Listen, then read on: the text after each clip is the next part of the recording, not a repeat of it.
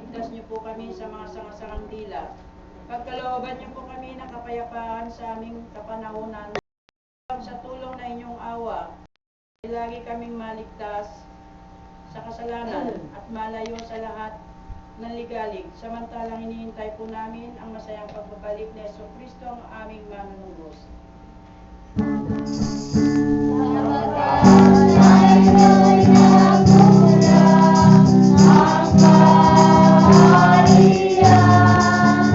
Ang kapangyarihan